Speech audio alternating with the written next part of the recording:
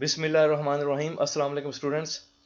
आज हम अपने नेक्स्ट क्वेश्चन की तरफ जो है वो बढ़ते हैं। What are operators? List different types of operators in सी।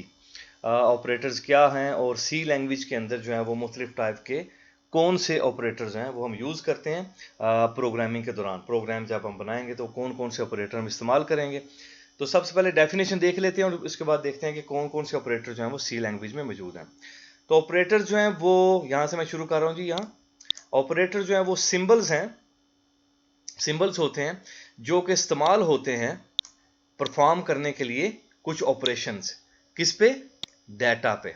तो आपका जो डाटा है जैसे हमने लास्ट टाइम बात की, इंटीजर डाटा भी हो सकता है, फ्लोटिंग पॉइंट डाटा भी हो सकता है, आपका करैक्टर डाटा भी हो सकता है, स्ट्रिंग डाटा भी हो सकता है। तो इस किस्म के डाटा के ऊपर मुख्तलिफ ऑपरेशन परफॉर्म करने के लिए हम इन ऑपरेटर्स का इस्तेमाल करेंगे। आगे कह रहे हैं जी, सी प्रोवाइड करती है वैरायटी ऑफ ऑपरेटर। सी में हमें मुख्तलिफ जो है वो ऑपरेटर जो है वो यूज़ करने के लिए जो है नजर आएंगे। वो डिफरेंट टाइप के ऑपरेटर जो सी लैंग्वेज में वो कौन से हैं? वो ये 6 टाइप के ऑपरेटर्स हैं जी। Arithmetic operator, relational operators, logical operators, assignment operator, increment and decrement operators, और हमारे पास यहां आखिरी ऑपरेटर कौन से हैं? Compound assignment operator. तो ये 6 टाइप के ऑपरेटर्स के ऊपर जो है वो ऑलमोस्ट हमारे इस चैप्टर में जो है वो बाकी जो बातचीत है वो चलेगी, डिस्कशन चलेगी।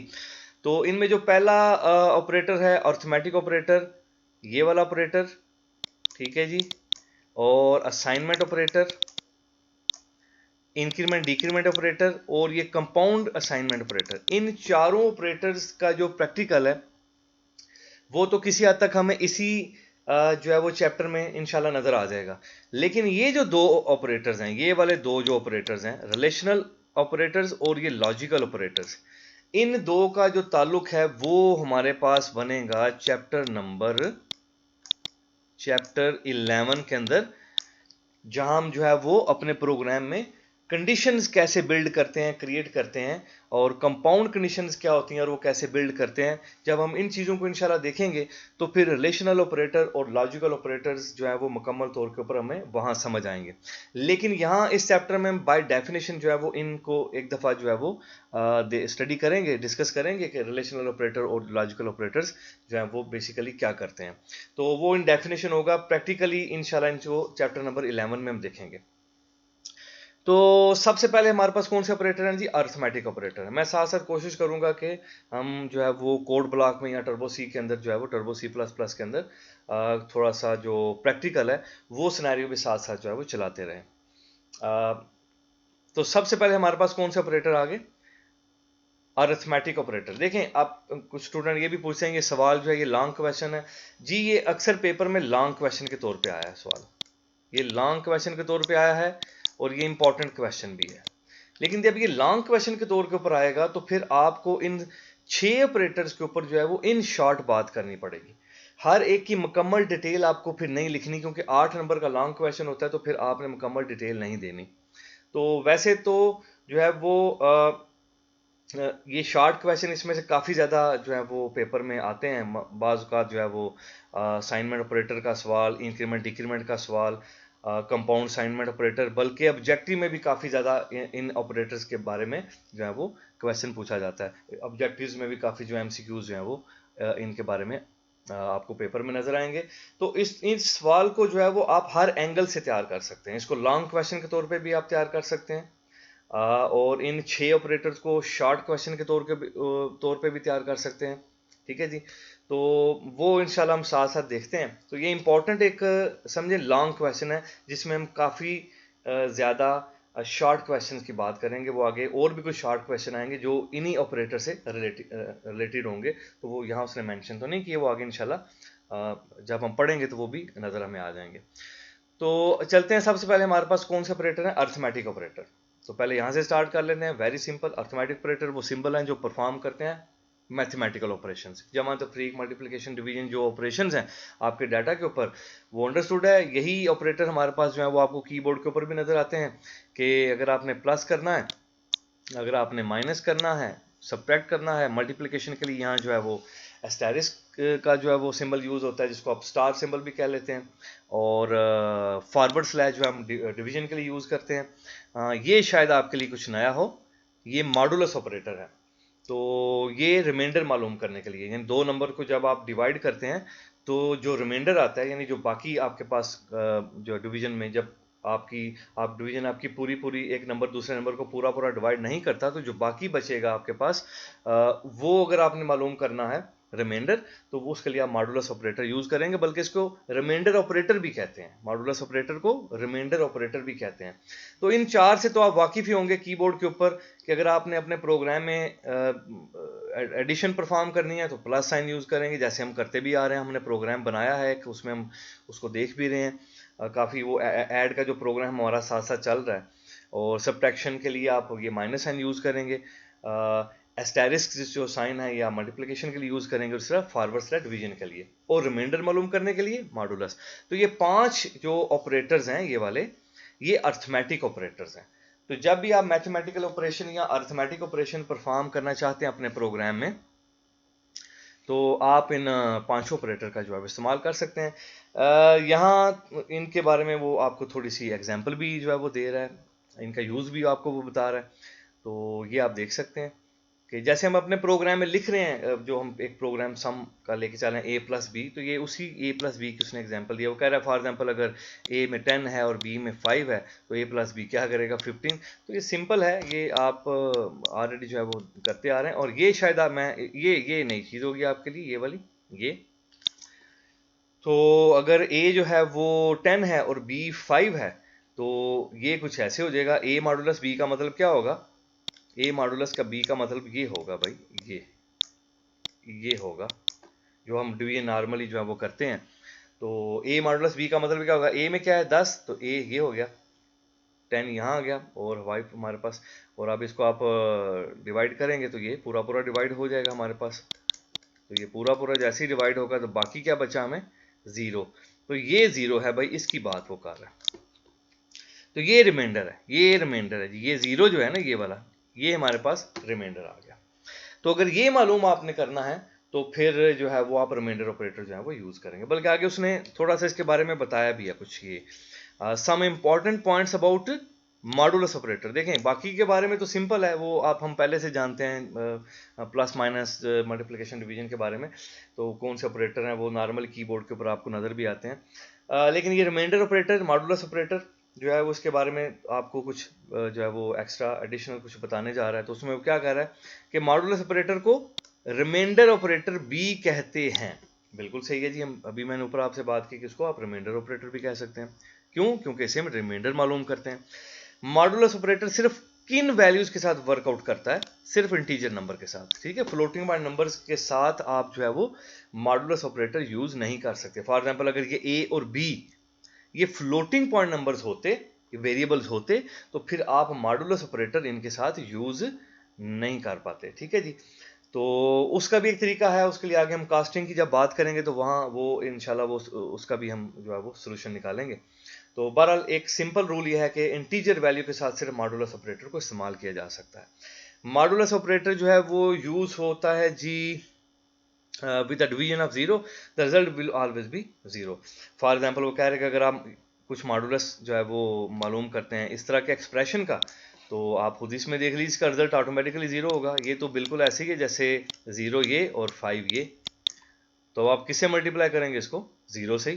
तो 0 से मल्टीप्लाई करेंगे तो क्या आंसर आएगा, 0 ही आएगा। तो बाकी भी क्या बचेगा, 0। तो कह रहे हैं जी मॉडुलस ऑपरेटर जो है वो अगर मॉडुलस ऑपरेटर इस्तेमाल होता है विद डिवीजन ऑफ 0, तो रिजल्ट भी आपको जो है वो 0 ही मिलेगा। इसी तरह अगर किसी एक्सप्रेशन के अंदर वो कह रहा है कुछ इस किस्म का एक्सप्रेशन है जहाँ डिवीजन जो है वो डिवाइड करना, तकसीम करना पॉसिबल नहीं है, तो वहाँ आपको जवाब जो है वो कुछ इसी तरह का मिलेगा। अगर 3 मॉडुलस 5 है तो 3 जाहिर बात है वो तो डिवाइड ऐसे तो नहीं हो सकता। फॉर एग्जांपल आप अगर ये 3 मॉडुलस 5 को देखें तो ये बन जाएगी शायद, तो 5 तो इसको डिवाइड नहीं कर पाएगा, तो ये डिवीजन तो मुमकिन नहीं है। तो फिर यहाँ भी क्या होगा, यहाँ भी 0 ही होगा, यही होगा ना। और बाकी क्या बचेगा, 0। तो 3, तो ये 3 वो इसी 3 की बात कर रहे हैं यहाँ।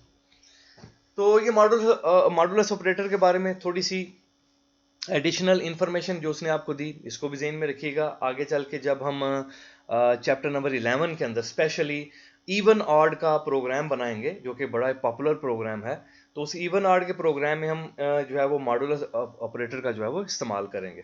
तो तब तक के लिए जो है वो शायद वो आगे तो इसका इस तरह इस्तेमाल ना हो, लेकिन चैप्टर नंबर 11 में फिर इंशाल्लाह जाके हम इसका इस्तेमाल करेंगे।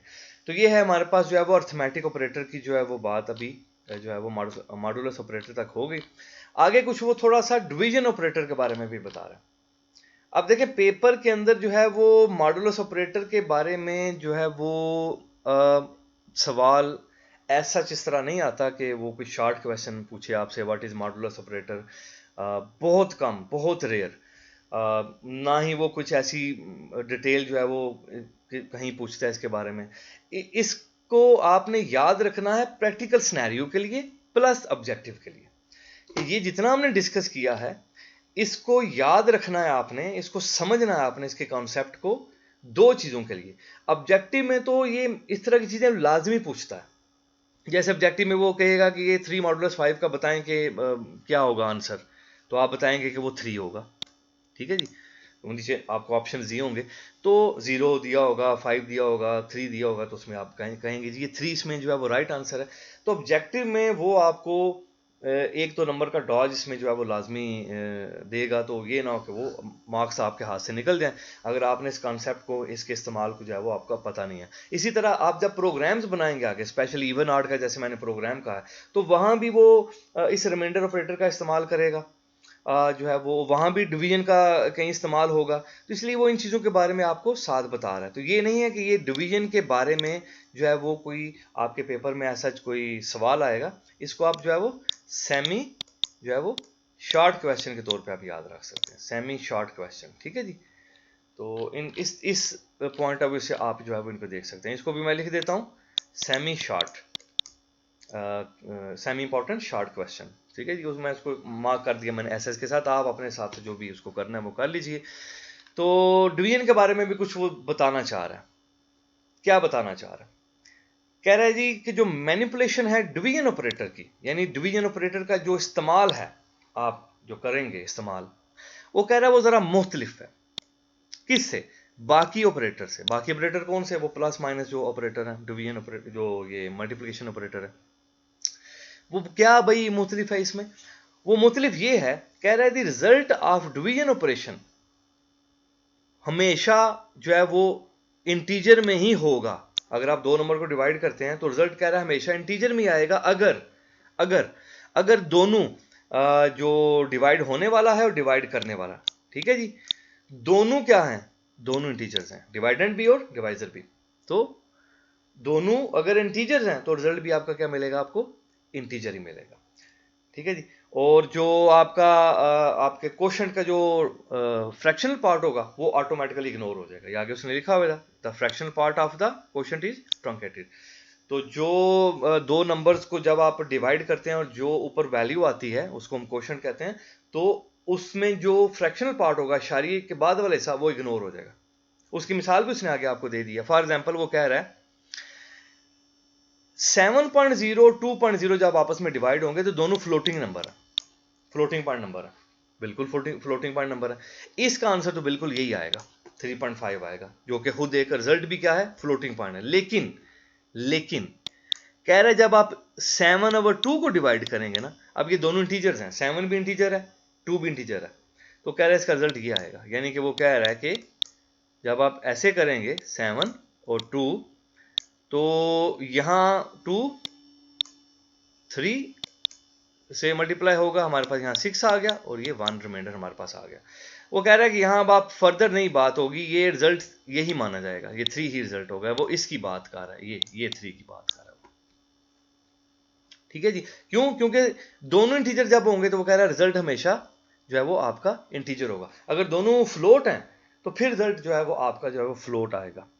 या दोनों में से एटलीस्ट अगर एक भी फ्लोट है तो फिर भी रिजल्ट आपका फ्लोट आएगा। वो बात इंशाल्लाह आगे हम करेंगे, लेकिन फिल वक्त इतना याद रखिए कि डिवीजन ऑपरेटर बाकी ऑपरेटर से इस लिहाज से जो है वो जरा मुख्तलिफ तरीके से काम करता है कि इसमें जब दोनों नंबर इंटीजर होंगे तो तभी रिजल्ट जो है वो डिविडेंड भी इंटीजर होगा, डिवाइजर भी इंटीजर होगा, तो ही रिजल्ट आपका जो है वो इंटीजर आएगा। तो बाकी अगर दोनों फ्लोट हैं तो फिर जारी बात है फ्लोट आएगा, इवन एक भी फ्लोट है तो फिर भी रिजल्ट आपका फ्लोट में आएगा। वो कैसे, वो आगे देखेंगे। ये डिवीजन ऑपरेटर के बारे में जो है वो आप याद रखिएगा। जो कि हम क्या यूज करते हैं डिवीजन ऑपरेटर, कौन सा, स्लैश, जब आप स्लैश यूज करते हैं, ये जो स्लैश बीच में।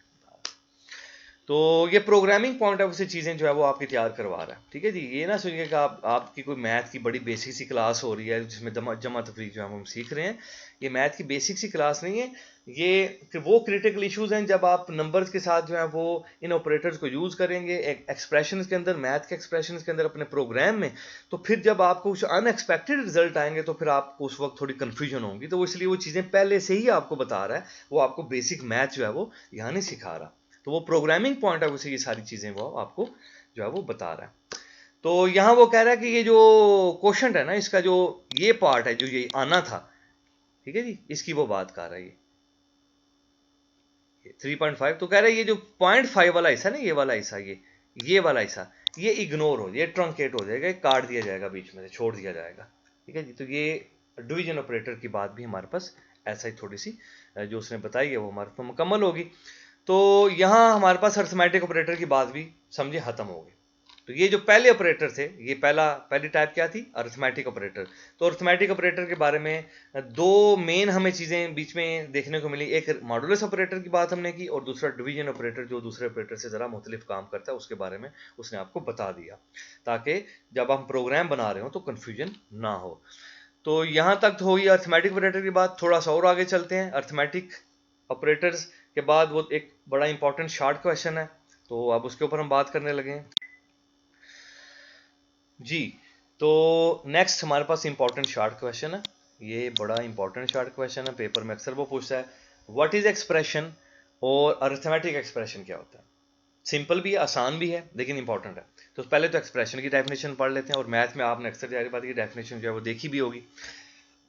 स्टेटमेंट, ऐसी स्टेटमेंट जो इवेल्युएट होती है, यानी कि रिजॉल्व होती है, हल होती है, किस में, किस फॉर्म में, टू एक सिंगल वैल्यू की फॉर्म में, to a value, is called an expression. An expression gives a single value. Expression कह रहा है अल्टीमेटली जब रिजॉल्व होता है, इवेल्युएट होता है, तो वो अल्टीमेटली आपको एक सिंगल वैल्यू फाइनली रिटर्न कर देता है या प्रोवाइड कर देता है, यानी उसका हल होने के बाद आपको एक सिंगल वैल्यू मिल जाती है। एन एक्सप्रेशन कंसिस्ट ऑफ, और एक्सप्रेशन के अंदर जो है वो कौन सी चीजें होती हैं, एक्सप्रेशन के अंदर ऑपरेटर्स होते हैं और ऑपरेंड्स होते हैं। ये दो चीजें आपको जो है वो एक्सप्रेशन के अंदर आपको नजर आएंगे।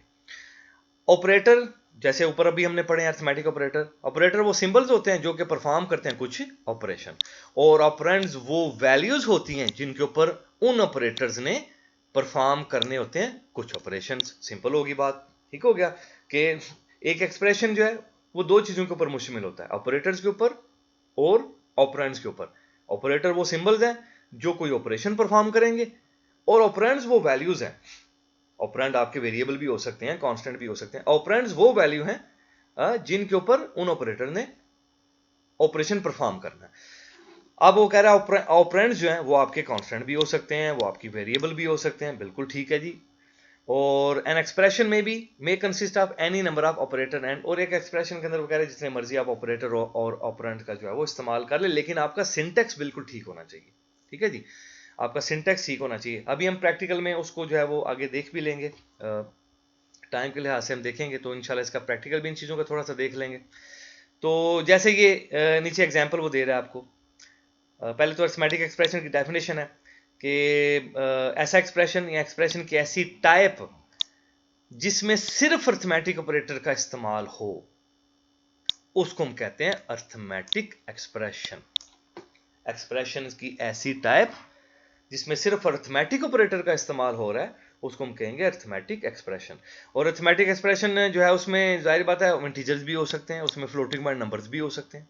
ये एग्जांपल नीचे कुछ दे दिए, ये हमने अपने प्रोग्राम में देख भी लिए हैं। वो ए प्लस बी वाला जो हम प्रोग्राम यूज कर रहे हैं अभी तक अपने प्रैक्टिकल के लिए, तो ये प्लस बी, एम डिवाइड हो रहा है एन से जो है वो एक्स प्लस 100। तो ये सारे क्या हैं, ये तीनों क्या हैं, ये भी अरिथमेटिक एक्सप्रेशन है, ये भी अरिथमेटिक एक्सप्रेशन है, और ये भी एक अरिथमेटिक एक्सप्रेशन है, ठीक हो गया। तो उसकी एग्जांपल्स मैं आपको दे रही हूँ।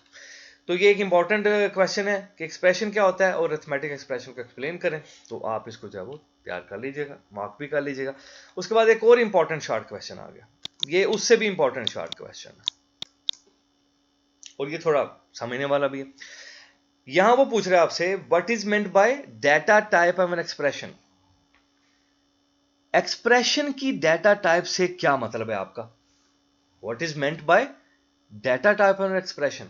भाई डेटा टाइप किसी वेरिएबल की तो हमने देखा है होती है, कांस्टेंट की तो देखा है हमने होती है। फॉर एग्जांपल मैं कहूंगा ये 5 है, ये कांस्टेंट है, तो मैं कहूंगा इसकी डेटा टाइप क्या है?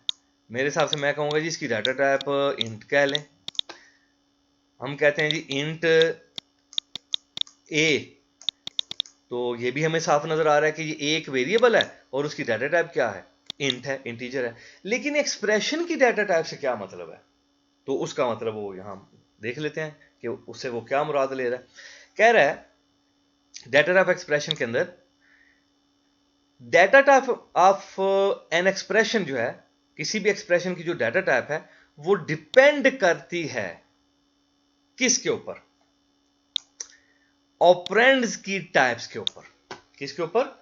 जो उस एक्सप्रेशन के अंदर ऑपरेंड्स यूज हो रहे हैं ना, ऑपरेंड हमें ऊपर अभी हमने बात की है क्या होते हैं? कांस्टेंट भी हो सकते हैं, वेरिएबल्स भी हो सकते हैं। तो जो किसी एक्सप्रेशन के अंदर आप वेरिएबल यूज कर रहे हैं, आप जो कांस्टेंट यूज कर रहे हैं, उनकी जो डाटा टाइप है वो तय करेगी किसकी टाइप? एक्सप्रेशन की टाइप।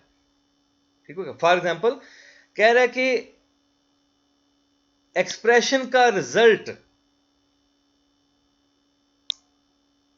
इंट होगा अगर दोनों ऑपरेंड्स क्या हुए? इंट हुए। दोनों ऑपरेंड्स क्या हुए? इंट हुए। फॉर एग्जांपल मैं लिखता हूं a प्लस बी, तो अगर a प्लस बी होगा और a भी इंटीजर है, ये दोनों क्या हैं? दोनों ऊपर हमने डिक्लेयर किए हुए हैं क्या? इंटीजर। तो इन दोनों का रिजल्ट भी क्या होगा? जो रिजल्ट आएगा वो भी क्या होगा? वो भी एक इंटीजर ही होगा। वो कोई फ्लोटिंग पॉइंट नंबर नहीं आ जाएगा, वो कोई डेसिमल, वो शारिया वाला कोई नंबर नहीं आ जाएगा, कोई रियल नंबर नहीं आ जाएगा, वो भी इंटीजर ही आएगा। तो इसलिए वो कह रहा है कि जो a प्लस बी ये एक्सप्रेशन है, जो कि एक अर्थमेटिक एक्सप्रेशन है, तो इसकी जो टाइप है वो फिर क्या हुई? इंट हुई। क्यों? किससे में पता चला कि इस a प्लस बी एक्सप्रेशन की टाइप इंट है? कैसे पता चला? क्यों? क्योंकि इसमें जो ऑपरेंड इस्तेमाल हो रहे हैं, a भी ऑपरेंड है, b भी ऑपरेंड है, और दोनों की टाइप क्या है? इंट। तो फिर इस पूरे एक्सप्रेशन की टाइप भी क्या होगी? इंट होगी। तो ये वो बात हमें समझाने की कोशिश कर रहा है। आगे देखते हैं अगले पैराग्राफ में वो क्या कहता है। एन एक्सप्रेशन जिसमें ऑपरेंड जो हैं वो डिफरेंट डाटा टाइप्स के अगर हों, तो उस एक्सप्रेशन को हम क्या कहेंगे? Mixed type expression. ये भी एक समझें कि शॉर्ट क्वेश्चन के अंदर एक शॉर्ट क्वेश्चन है, क्योंकि अगर आपसे ये पूछ ले कि मिक्स्ड टाइप एक्सप्रेशन क्या होता है, तो आप ये कह सकते हैं कि एक ऐसा एक्सप्रेशन जिसमें जो ऑपरेंड्स यूज हो रहे हैं अगर उनकी डाटा टाइप मुख्तलिफ है, एक इंट है और एक फ्लोट है, तो इस तरह के एक्सप्रेशन को हम क्या कहेंगे? मिक्स्ड टाइप एक्सप्रेशन कहेंगे। जैसे ऊपर हमने अभी बात की, तो ये ए और बी की हमने बात की, इसमें ए भी हमने कहा इंट है, बी भी इंट है, तो इस पूरे एक्सप्रेशन की टाइप क्या हुई? इंट। लेकिन अगर मैं कहूं एक है एक्स और एक है वाई वेरिएबल, एक्स जो है वो इंट टाइप का है और जो वाई है वो फ्लोट वेरिएबल है। ठीक है जी, वाई कौन सा वेरिएबल है? फ्लोट वेरिएबल है। ठीक है जी, तो इस एक्सप्रेशन की फिर डाटा टाइप क्या होगी? अब इसकी बात वो तय करने, पहले तो वो कह रहा है कि इस तरह के एक्सप्रेशन को क्या कहेंगे? इस तरह के एक्सप्रेशन को ये कहेंगे मिक्स्ड टाइप एक्सप्रेशन। ऐसा एक्सप्रेशन जिसमें जो ऑपरेंड्स हैं वो डिफरेंट टाइप्स के हैं, एक इंटीजर है, दूसरा लॉन्ग है, एक फ्लोट है, दूसरा डबल है, तो इस तरह के जो एक्सप्रेशन होंगे उनको हम मिक्स्ड टाइप एक्सप्रेशन कहेंगे। कह रहा है इस केस में क्या होगा? इस बात को वो समझाने लगा है। रिजल्ट ऑफ एन एक्सप्रेशन, जो इस एक्सप्रेशन का रिजल्ट होगा वो इवेल्युएट होगा किस में? To a larger data type. तो उन दोनों में जो बड़ी डाटा टाइप होगी रिजल्ट उसमें आपका आएगा और वही उस एक्सप्रेशन की डाटा टाइप होगी। बात समझ आई? तो आप मुझे ये बता दें कि x अगर इंट है और y अगर फ्लोट है, ये x इंट और y फ्लोट, तो ये जो एक्सप्रेशन है, इस एक्सप्रेशन का जो रिजल्ट है वो क्या आएगा? फ्लोट।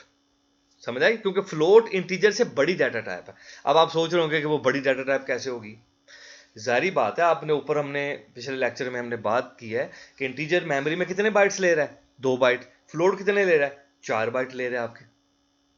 और अगर रेंज ऑफ वैल्यूज की बात करें तो वो भी हमें पता है कि फ्लोट में जाहिर बात है मेमोरी स्पेस भी ज़्यादा है, तो फिर जो रेंज है वो भी हमें काफ़ी बड़ी नज़र आएगी। तो अगर एक नंबर, एक वेरिएबल, एक ऑपरेंड इंटीजर है, एक फ्लोट है किसी एक्सप्रेशन में, जैसे ये हमारे सामने है, तो उसका रिजल्ट जब ये रिजॉल्व होगा तो रिजल्ट इसका बड़ी डाटा टाइप में आएगा। ठीक है जी, तो इसका रिजल्ट किस में आएगा, फ्लोट में आएगा। ठीक है, अगर फॉर एग्जांपल ए जो है वो 2 है, ए क्या है 2, और y क्या है 3.1 है, तो इसका रिजल्ट क्या आएगा हमारे पास, इसका रिजल्ट 5 नहीं आएगा, इसका रिजल्ट 5.1 आएगा। क्यों, क्योंकि ये जब एक्सप्रेशन रिजॉल्व होगा तो रिजल्ट बड़ी डाटा टाइप, तो दोनों में बड़ी डाटा फ्लोट है तो रिजल्ट फ्लोट में आएगा। और ये टेबल उसने आपको समझा भी दिया, इस टेबल में वो चीज़ें आपको बता भी उसने दी हैं कि देख अगर इंट और फ्लोट आपस में जो है वो मैनिपुलेट होते हैं ऑपरेटर्स, या एक्सप्रेशन के अंदर एक वेरिएबल इंट है, एक वेरिएबल फ्लोट है, तो रिजल्ट किस में आएगा, फ्लोट में। तो आप कह सकते हैं कि उस एक्सप्रेशन की डाटा टाइप क्या है, फ्लोट। अगर एक एक्सप्रेशन है उसमें एक वेरिएबल इंट है, दूसरा जो है वो लॉन्ग है, तो इस एक्सप्रेशन की डाटा टाइप क्या होगी, लॉन्ग होगी, यानी कि रिजल्ट किस में आएगा, लॉन्ग में आएगा। तो ये टेबल भी आप देख लीजिए, इससे आपको अंदाजा हो जाएगा। तो ये है जी डाटा टाइप एक्सप्रेशन की, ये एक बड़ा इंपॉर्टेंट शॉर्ट क्वेश्चन है, very important short question, paper में काफी दफा रिपीट हुआ है। उसके बाद हमारे पास नेक्स्ट शॉर्ट क्वेश्चन आ गया, ये भी एक इंपॉर्टेंट शॉर्ट क्वेश्चन है, पेपर में काफी दफा रिपीट हुआ है, इसको भी मार्क कर लेते हैं इंपॉर्टेंट, तो इसको भी स्टडी करते हैं। Describe assignment statement. स्टेटमेंट ऐसी स्टेटमेंट जो कि असाइन करती है एक वैल्यू को किसे, किसी वेरिएबल को, उसको हम क्या कहते हैं, असाइनमेंट स्टेटमेंट। हम अपने प्रोग्राम में लिख चुके हैं, वो जो आप लिखते हैं ना, a is equal to 1 semicolon, तो भाई ये क्या है, ये क्या है, ये एक असाइनमेंट स्टेटमेंट है, क्योंकि इसमें एक वैल्यू साइन हो रही है किसको, एक वेरिएबल को, सिंपल। तो ये सवाल तो इंपॉर्टेंट है लेकिन बहुत आसान सा सवाल है। ठीक है जी, तो उसमें आगे वो कह रहा है जो असाइनमेंट ऑपरेटर है, और वो असाइनमेंट ऑपरेटर क्या है, इक्वल का साइन, ये जो बीच में ये असाइनमेंट ऑपरेटर है ये वाला, is use in assignment statement. ठीक है जी, क्या करने के लिए, ताकि वो साइन की जा सके एक वैल्यू या कोई कंप्यूटेशनल रिजल्ट, किसको, किसी वेरिएबल को। कंप्यूटेशनल रिजल्ट से मुराद दिया है कि फॉर एग्जांपल यहां लिखा हो, जैसे लिखा होगा कि a is equal to 10 plus b, तो b में जो वैल्यू है वो 10 में पहले ऐड होगी और रिजल्ट चाहिए, तो ये कंप्यूटेशनल रिजल्ट भी स्टोर किस में होगा, इसमें स्टोर होगा। तो असाइनमेंट स्टेटमेंट जो है वो सिर्फ किसी वैल्यू, सिंगल वैल्यू को, कांस्टेंट को स्टोर करने के लिए इस्तेमाल नहीं हो रही वेरिएबल में, बल्कि कोई मैथमेटिकल ऑपरेशन परफॉर्म होने के बाद जो रिजल्ट है वो भी स्टोर करवा सकते हैं आप वेरिएबल में, तो ये उसकी एग्जाम्पल भी होगी। तो वो ये होगी हमारे पास। ठीक है जी, तो आगे वो क्या कह रहा है, नेम ऑफ द वेरिएबल जो है वो किस साइड पे लिखा जाएगा, बिल्कुल जी लेफ्ट साइड पे लिखा जाएगा, और ये जो है वो फिक्स्ड है कि हमेशा जो वेरिएबल का नाम है वो असाइनमेंट स्टेटमेंट में लेफ्ट साइड पे लिखा जाएगा। ऐसा नहीं हो सकता कि आप जो है वो जो वैल्यू आपने स्टोर करनी है यानी आप ऐसे लिख दें ऐसे, तो ये बिल्कुल इनवैलिड जो है वो आपकी असाइनमेंट स्टेटमेंट है। लेफ्ट साइड के ऊपर आपका कांस्टेंट नहीं हो सकता और ना ही कोई एक्सप्रेशन हो सकता है, लेफ्ट साइड के ऊपर आपके पास सिर्फ कोई ना कोई वेरिएबल ही होना चाहिए। ठीक है जी, तो आगे वो एल वैल्यू, आर वैल्यू का एक सवाल आएगा, उसमें फिर वो दोबारा इस बात को भी बता देगा। और एंड द वैल्यू, और वैल्यू किस साइड पे लिखी जाएगी, राइट साइड के ऊपर लिखी जाएगी। तो ये इसका सिंपल सा सिंटैक्स है, इसको देख लीजिएगा। सिंटैक्स, वेरिएबल, बीच में असाइनमेंट ऑपरेटर, और राइट साइड के ऊपर एक्सप्रेशन। और जो एक्सप्रेशन है वो कोई वेरिएबल भी हो सकता है, वो कोई जो है वो मैथमेटिकल कोई एक्सप्रेशन, अर्थमेटिक एक्सप्रेशन भी हो सकता है। ठीक हो गया, तो ये उसने इन चीज़ों को यहाँ थोड़ा एलेबोरेट भी कर दिया। तो वेरिएबल क्या है, ये नेम है वेरिएबल का जिसमें आपने वैल्यू असाइन करनी है। इक्वल क्या है, इसको हम असाइनमेंट ऑपरेटर कहते हैं, जो कि इस्तेमाल होता है वैल्यू को साइन करने के लिए, जो ऊपर अभी हमने उसने हमें बताया। और एक्सप्रेशन क्या है, ये एक्सप्रेशन है जो कि रिटर्न करेगा वैल्यू जो कि हमने साइन करनी है किसी वेरिएबल को। ठीक है जी, तो ये कोई कांस्टेंट भी हो सकता है, ये वेरिएबल भी हो सकता है, ये कॉम्बिनेशन भी हो सकता है ऑपरेंड्स और ऑपरेटर्स का। तो वो सिंपल, वो जैसे ये मैं ऊपर एग्जांपल, ये a is equal to 10 plus b, तो देखिए इसमें वेरिएबल भी आ रहा है, इसमें कांस्टेंट भी आ गया 10, और इसमें ऑपरेटर भी आ गया, तो ये कोई एक्सप्रेशन हो गया। तो एक्सप्रेशन भी राइट साइड पे आप लिख सकते हैं। ठीक है जी, तो ये इसका सिंटैक्स सीरीज उसने, सिंटैक्स में उसने ये नहीं लिखा कि variable is equal to constant, उसने फिर इन जनरल फॉर्म में उसको एक्सप्रेशन ही लिख दिया। अगर आप लिखते हैं ना a इज इक्वल टू 1, तो ये 1 भी बचे, ये भी एक्सप्रेशन ही है भाई, ये 1 जो है ये भी एक्सप्रेशन है। लाजमी नहीं कि आप कहेंगे एक्सप्रेशन से मुराद कोई यही होगी, b + 10 लिखा होगा तो ये एक्सप्रेशन होगा। भाई 1 इटसेल्फ ये कांस्टेंट है बेशक, लेकिन ये खुद इटसेल्फ ये क्या है कि एक्सप्रेशन है, अर्थमेटिक एक्सप्रेशन। ठीक हो गया। तो ये हो गया हमारे पास असाइनमेंट जो है वो स्टेटमेंट की बात होगी। तो ये असाइनमेंट स्टेटमेंट हमारे पास यहाँ खत्म होगी। एग्जांपल आप देख लीजिएगा, हमारे ऑलरेडी जो है वो डिस्कस कर चुके हैं। उसके बाद एक और हमारे पास सेमी इंपॉर्टेंट शॉर्ट क्वेश्चन आ गया कि एल वैल्यू क्या होती है और आर वैल्यू क्या होती है। तो ये सिंपल है, अभी हमने ऊपर यही बात की है। एल वैल्यू ऑपरेंड है जो कि कहाँ लिखा जाएगा, लेफ्ट साइड के ऊपर लिखा जाता है। किसके, असाइनमेंट ऑपरेटर के। जैसे मैं लिखूँ a = 1, तो ये a क्या है, ये a क्या है, ये एल वैल्यू है। और ये 1 क्या है, ये हमारे पास क्या है, ये आर वैल्यू है। तो ये उसने बस उनको एक इन टर्म्स जो है वो डिफाइन कर दिया। यानी कि अगर आप इनको नाम देना चाहें, लेफ्ट साइड वाले जो वैल्यू है और राइट साइड के ऊपर जो है, अगर आप इसको नाम देना चाहें तो फिर टेक्निकली आप इनको एल वैल्यू और आर वैल्यू जो है वो कह सकते हैं। ठीक है जी। तो आगे वो कह रहा है आर वैल्यू जो है, यानी जो राइट साइड पे है, वो ऑपरेंड हो सकता है that can be written in the right side of assignment. All L values can be use as R value. जितनी एल वैल्यूज हैं, जैसे ये ए है, ये राइट साइड पे जितनी ये एल वैल्यू है ना, ये तमाम एल वैल्यूज आप राइट साइड के ऊपर यानी आर वैल्यू के तौर के ऊपर यूज कर सकते हैं, लेकिन तमाम आर वैल्यूज एल वैल्यू के तौर के ऊपर यूज नहीं होंगी। वो पहले ऊपर मैं बात कर चुका हूं कि x = 5 तो ठीक है, ये है एल वैल्यू और ये है आर वैल्यू। आर वैल्यू में कांस्टेंट भी आ सकता है, आर वैल्यू में एक्सप्रेशन भी आ सकता है, आर वैल्यू में कोई वेरिएबल भी आ सकता है। सारी आर वैल्यू एल वैल्यू के तौर पे यूज नहीं की जा सकती। तो आप ये नहीं लिख सकते, ऐसे नहीं लिख सकते। आप कहेंगे ऐसे भी लिख सकते हैं, तो भाई ये गलत हो गया हमारे पास, क्योंकि ये जो आर वैल्यू है यहाँ कांस्टेंट, इसको लेफ्ट साइड के ऊपर एल वैल्यू के तौर के ऊपर आप यूज नहीं कर सकते। तो ये एल वैल्यू आर वैल्यू की डेफिनेशन भी आप देख लीजिएगा और ये एग्जाम्पल भी आप दे दीजिएगा। नेक्स्ट उसके बाद हमारे पास चलते हैं, इन एग्जाम्पल को देखेंगे ये जो बीच में ना प्रोग्राम, तो इंशाल्लाह इनको अब प्रैक्टिकल सिनेरियो के अंदर इंशाल्लाह देखेंगे। आगे एक बड़ा इंपॉर्टेंट जो है वो शॉर्ट क्वेश्चन आ गया, very important short question, very important short question. Unary operator और बाइनरी ऑपरेटर में फर्क बता दें। दो किस्म के ऑपरेटर हैं, यूनरी ऑपरेटर और बाइनरी ऑपरेटर, इन दोनों में क्या फर्क है। तो ये बड़ा इंपॉर्टेंट क्वेश्चन है। ठीक है जी, तो इसको देखते हैं अब। तो सबसे पहले यूनरी ऑपरेटर, ऐसा ऑपरेटर की ऐसी टाइप जो कि वर्क करती है जी सिर्फ एक ऑपरेंड के साथ, यानी एक ऑपरेंड सिर्फ लेगी, उसके ऊपर ये ऑपरेशन परफॉर्म करेगी, उसको हम क्या कहते हैं, यूनरी ऑपरेटर। कुछ यूनरी ऑपरेटर्स ने हम यहाँ बताए हुए हैं, जैसे ये माइनस है, ये प्लस प्लस और ये माइनस माइनस, ये इंक्रीमेंट ऑपरेटर है और ये डिक्रीमेंट ऑपरेटर है, जिनकी डेफिनेशन अभी आगे आएगी और इनका इंशाल्लाह प्रैक्टिकल भी हम देखेंगे। तो ये भी यूनरी ऑपरेटर है। तो आप ऐसे जैसे जब लिखते हैं a = -5, तो ये माइनस क्या है भाई, ये माइनस क्या है, यूनरी ऑपरेटर है। कितने ऑपरेंड है इसके साथ, सिर्फ एक। तो ऐसा ऑपरेटर जो किसी एक ऑपरेंड के साथ इस्तेमाल हो सके या एक ऑपरेंड के साथ वर्क करे, या एक ऑपरेंड उसको चाहिए ऑपरेशन परफॉर्म करने के लिए, उसको हम यूनरी ऑपरेटर कहेंगे। अब ये प्लस प्लस माइनस माइनस इंशाल्लाह आगे डिस्कस होंगे, तो इंक्रीमेंट और डिक्रीमेंट ऑपरेटर। तो लेकिन ये भी आप याद रखिए कि ये भी यूनरी ऑपरेटर है। ठीक है जी। तो नीचे उसने जो है वो कुछ एग्जाम्पल भी आपको दे दिए हैं। The above operator are used with one operand as follows. तो आप इनको ऐसे लिख सकते हैं, जैसे -a लिखा हुआ है सेमी कॉलन, तो आप ऐसे लिख सकते हैं। तो ये हमारे पास यूनरी ऑपरेटर है। जैसे आप लिख दें कि a = -b, ठीक है जी। तो ये माइनस क्या है हमारे पास, यूनरी ऑपरेटर है। अगर आप लिख देते हैं for example a++ semi colon, तो ये प्लस प्लस जो है ये एक इंक्रीमेंट ऑपरेटर है।